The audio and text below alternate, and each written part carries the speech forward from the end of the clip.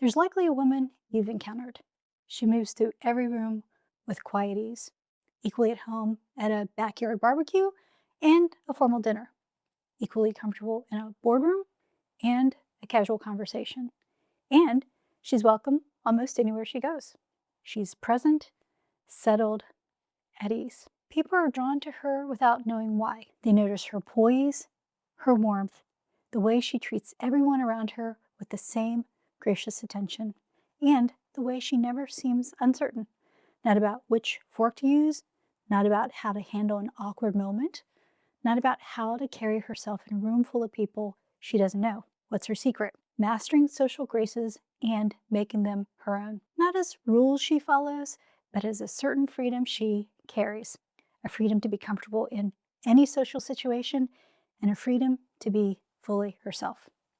Welcome back to Gracefully Lori. I'm Lori. If you're new here, this channel is for women who want to live authentically, express themselves with intention, and move through the world with quiet, modern grace.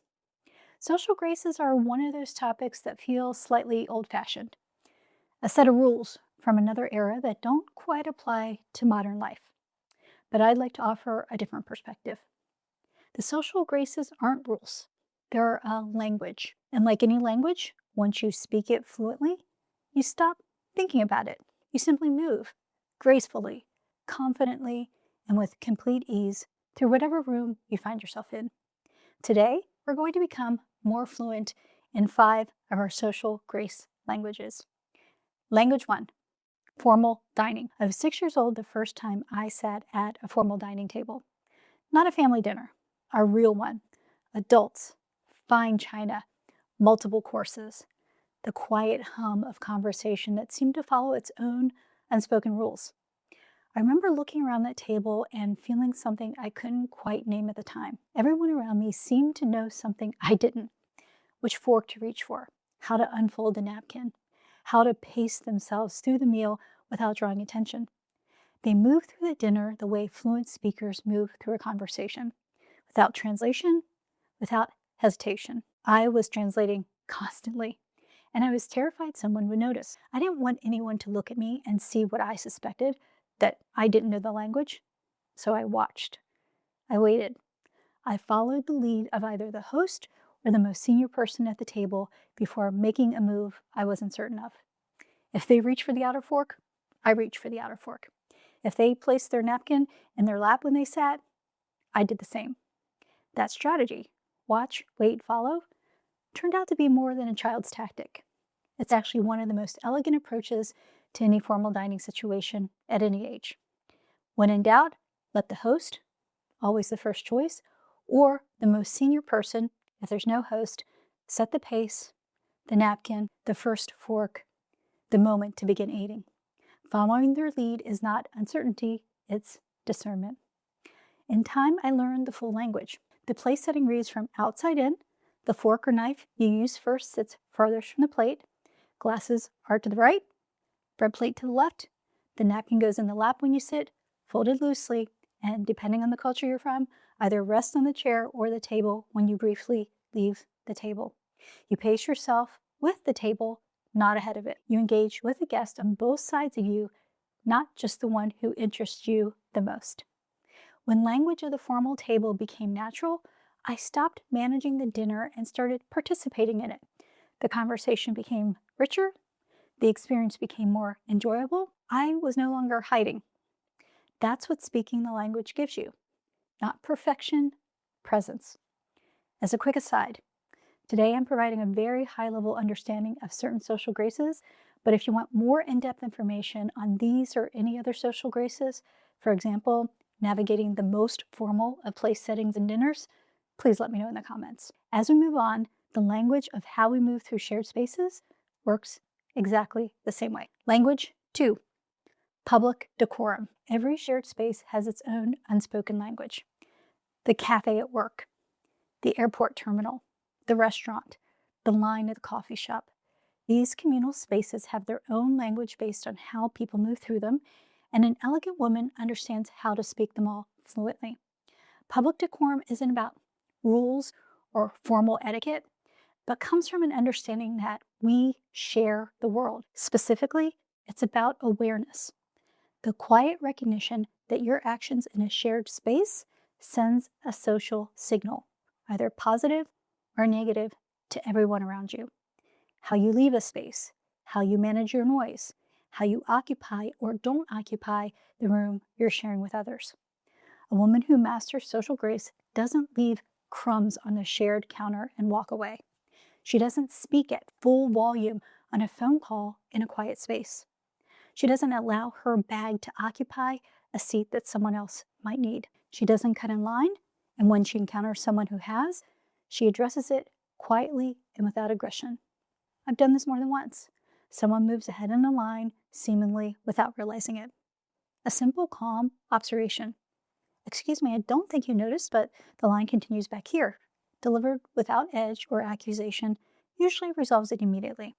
No confrontation, no scene, just a quiet correction that respects everyone involved, including the person who made the error. That's the language of shared spaces spoken gracefully. Noticing what's happening around you, responding with intention rather than reaction, understanding that how you handle these small moments communicates something about who you are as clearly as how you dress or how you speak. The spaces we share are only as graceful as the people in them. An elegant woman knows this, and she acts accordingly, not because anyone is watching, but because it simply reflects who she is. Language 3. Punctuality and reliability. Punctuality speaks before you do. The moment you arrive, or don't, sends a signal that no words can unsend. And most people misread what that signal actually says. Most people think of punctuality as simply not being late. And that's part of it. But there's a dimension that's equally important and far less often discussed. Arriving too early is its own form of inconsideration. When you arrive significantly before the agreed time, you place the host or the other person in an awkward position. They may not be ready. The logistics may still be in motion. And now, instead of preparing, they're managing your early arrival, making you comfortable, offering you something, engaging with you when they hadn't planned to be doing that yet. I've experienced both ends of this. Guests who arrived considerably early and disrupted the final preparations for a gathering I was hosting, and guests who arrived late and forced the decision about whether to proceed on schedule or delay for their sake. Both send the same message, that the other person's time matters more than theirs. The elegant standard for this is simple. Arrive when you said you would, or within a 5 to 10 minute window of it, no earlier, no later. That communicates something that goes well beyond punctuality. It says, I respect your time as much as my own. Reliability carries the same language. An elegant woman follows through. When she says she'll do something, she does it. When she can't, she communicates that clearly and promptly, not after the fact, not when pressed. Her word is something people can rely on. Punctuality and reliability aren't small things. They're the vocabulary of the trust language. And trust, once established, is one of the most elegant things a woman can carry. Language 4, digital decorum. Attention is a language too. Where you direct it and where you don't communicate something to the people around you more clearly than almost anything you could say. There's a particular kind of invisibility that happens in plain sight. You're sitting across from someone. They're physically present, but their attention is somewhere else entirely. Pulled by a screen, a notification, a score update, a message that apparently couldn't wait. You feel it immediately. The divided attention. The quiet signal that whatever's happening on that phone is competing with you and winning. I experienced this on a date. There was an important sports game that evening, and rather than rescheduling, the person chose to keep checking his phone throughout our time together. Score updates, highlights, the occasional visible reaction to something on the screen. What he likely didn't consider was what he was communicating. Not just that he was interested in the game, but that he hadn't thought carefully enough about our time together to make a different choice. I spent the evening feeling that, rather than getting to know him.